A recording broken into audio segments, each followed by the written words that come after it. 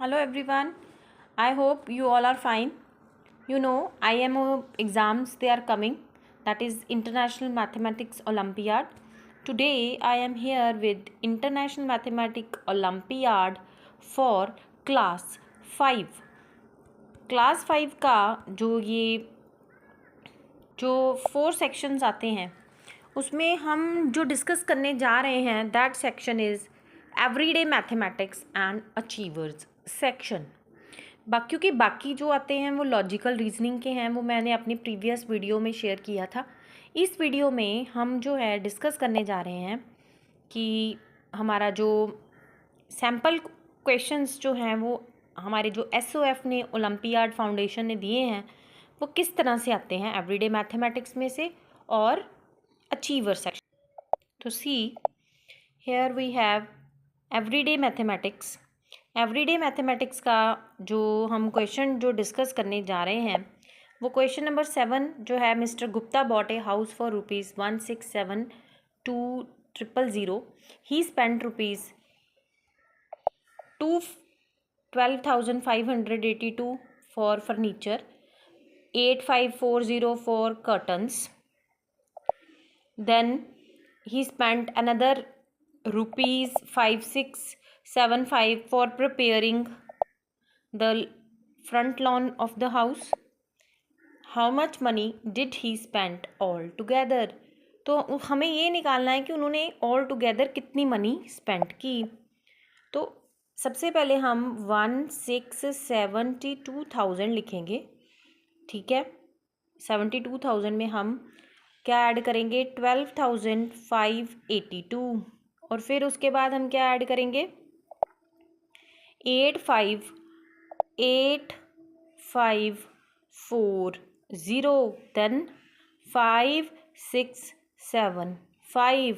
तो जब हम इसको ऐड करेंगे तो 2 में जब हम 5 ऐड करेंगे तो that will be 7, 8 4 12 and 7 9, then we have 6 and 10 16, 5 and 5 10 and 8 18, then we have one carryover, it's 9, तो आंसर विल बी 9 और 16 आगे पड़ा हुआ है, सो इट विल बी 16 98 797।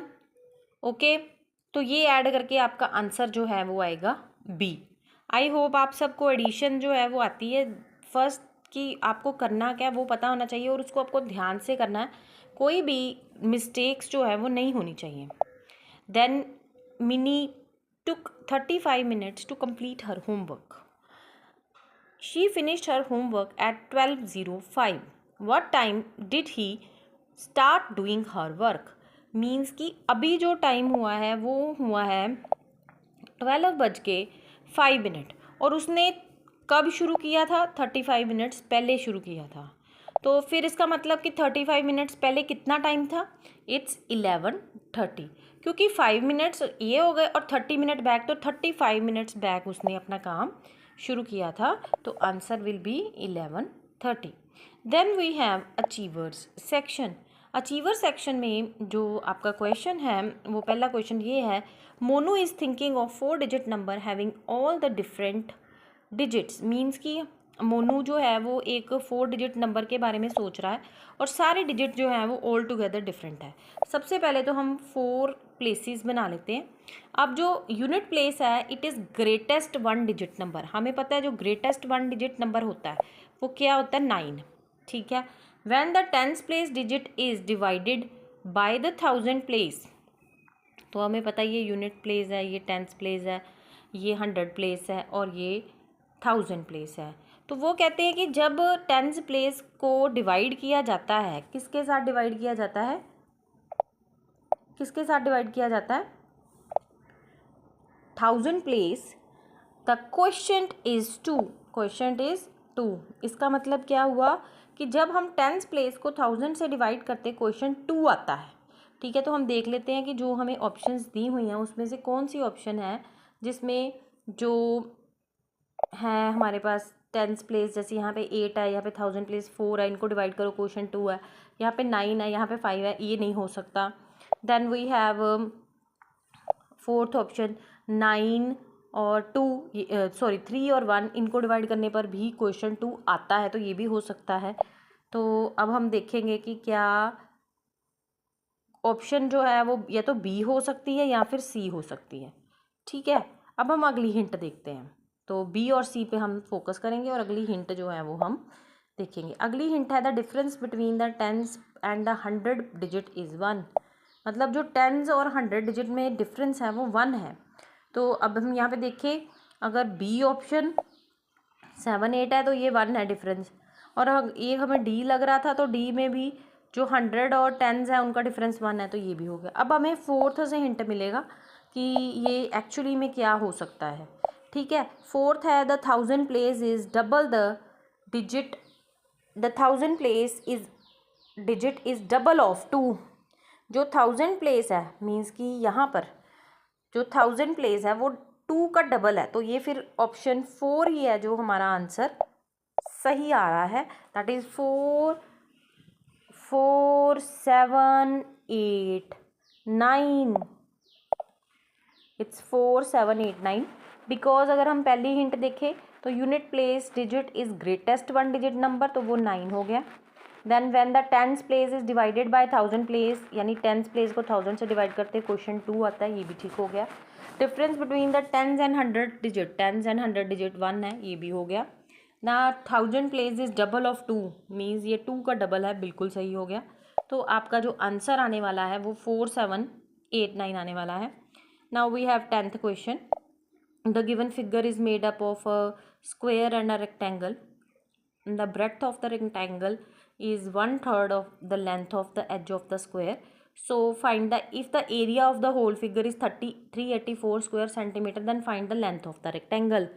अब हमें यहाँ पे दिखाई दे रहा है कि यहाँ पे दो चीज़ें हैं, एक तो ये रेक्टेंगल है और एक ये स्क्वायर है, और स्क्वायर की जो साइड है वो हमें 18 दी हुई है, और सारी पिक्चर का जो एरिया है वो 384 दिया हुआ है, और जो ब्रेड्थ है रेक्टेंगल की मीन्स जो ये वाली चीज़ है वो 1/3 the side of the 1/3 the side of क्या है 1/3 द साइड ऑफ स्क्वायर। तो पहले तो हम इसकी ब्रेड्थ निकाल लेंगे, उसका आंसर आएगा 1/3 ऑफ 18, दैट विल बी, ये 6 पे जाता है तो आंसर जो है ब्रेड्थ का वो 6 आ गया।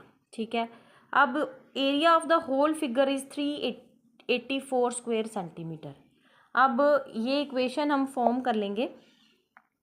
हमें पता है जो स्क्वायर है, स्क्वायर का एरिया कितना होता है, वो होता है साइड का स्क्वायर, यानी 18 का स्क्वायर, वो कितना आएगा 324।